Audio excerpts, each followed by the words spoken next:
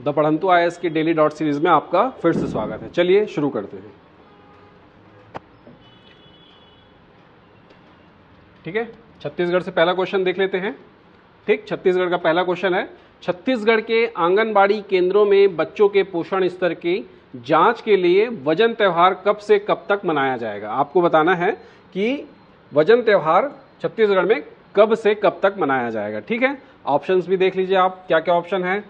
1 अगस्त से 13 अगस्त, 2 अगस्त से 14 अगस्त, 3 अगस्त से 15 अगस्त या 4 अगस्त से 16 अगस्त।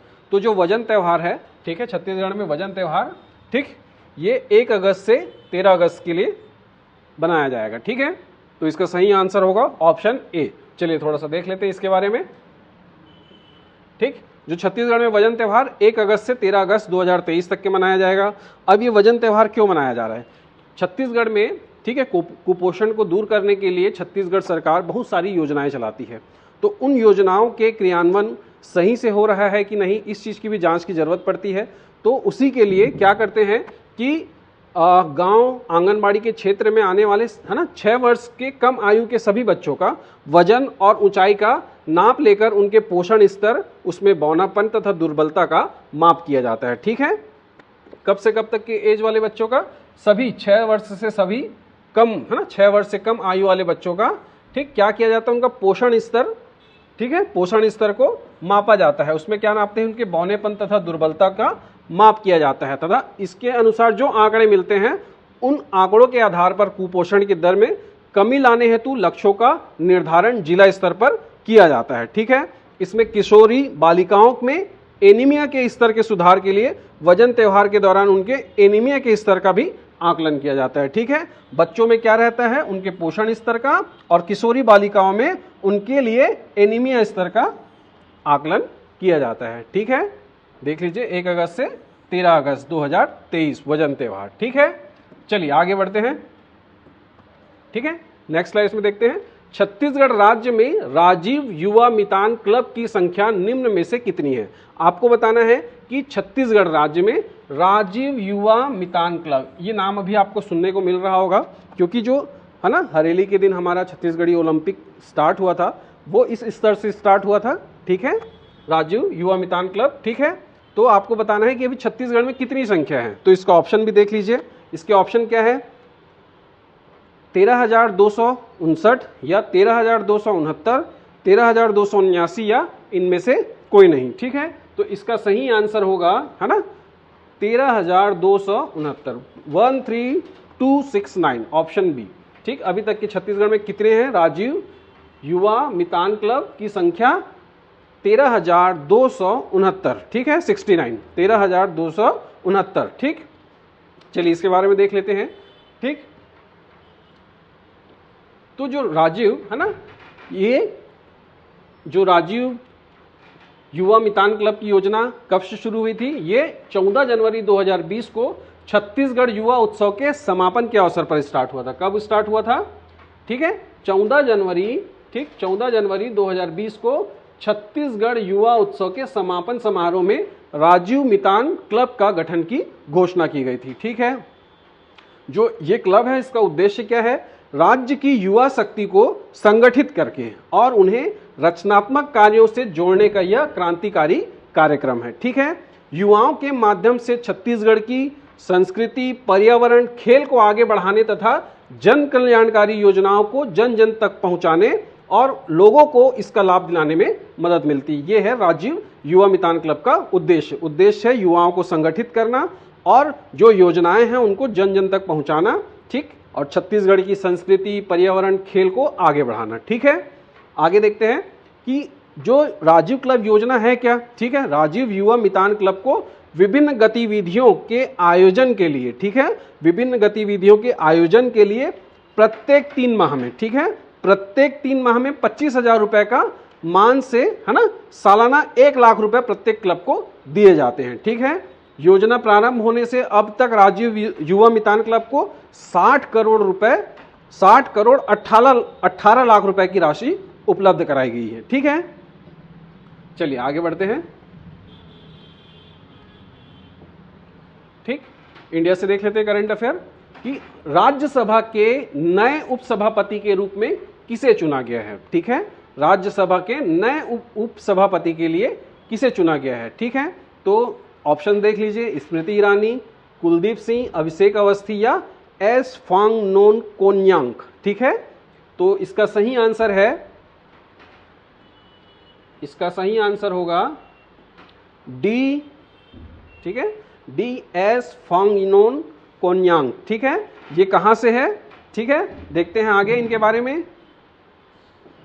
ठीक है, ये जो कोन्यांग है ना, श्रीमती एस फांगनोन कोन्यांग है, ये कहाँ की है? भारतीय जनता पार्टी की है। और इस खास बात यह है कि ये नागालैंड से राज्यसभा सदस्य के रूप में चुने जाने वाली पहली महिला है। क्या खास बात है इनमें?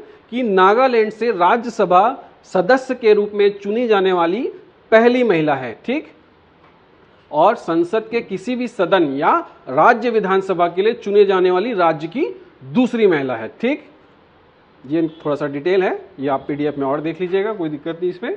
मेन मुख्य बात यही है कि नागालैंड से चुने जाने वाली ये पहली है ना राज्यसभा सदस्य है। ठीक, महिला। आगे देख लेते हैं इंडिया के करंट अफेयर में थोड़ा सा और वन लाइनर के फॉर्म में।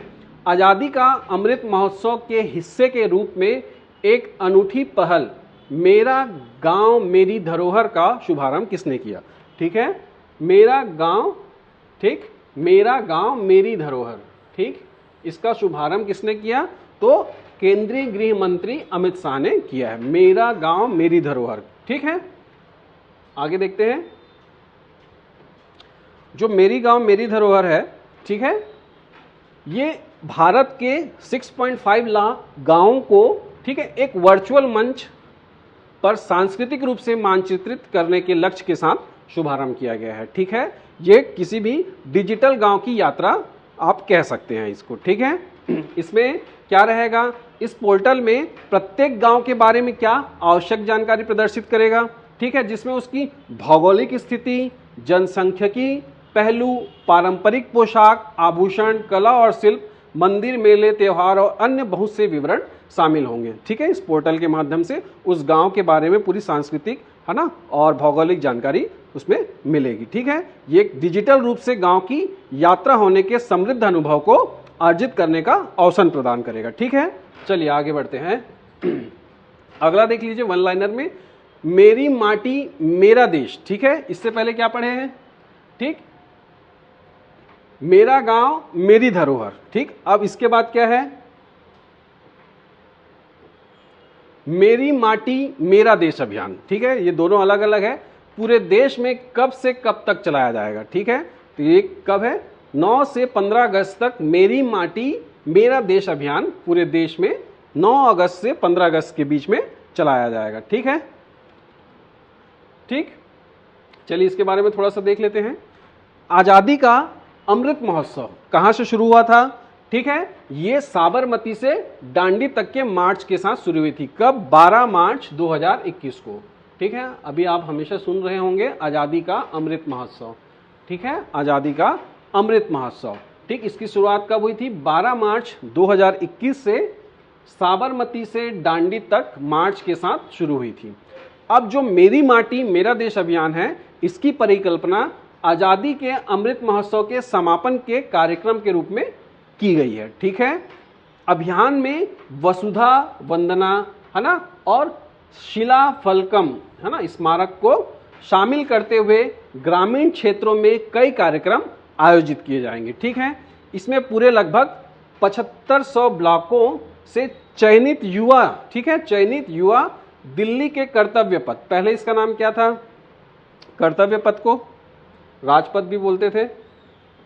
ठीक, अब इस कार्यक्रम के लिए एकत्रित होंगे, मतलब 75 है ना 7500 ब्लॉकों से चयनित युवा, ठीक है, कहां? कर्तव्य पथ पर एकत्रित होंगे और वे अगस्त 23 में आयोजित होने वाली इस कार्यक्रम में अपने सभी, ठीक है, राज्यों के सभी गांवों पंचायतों से मिट्टी लेकर आएंगे और वसुधा वंदन कार्यक्रम में फलस्वरूप कर्तव्य पथ पर निर्मित होने वाले अमृत वाटिका में, कहां?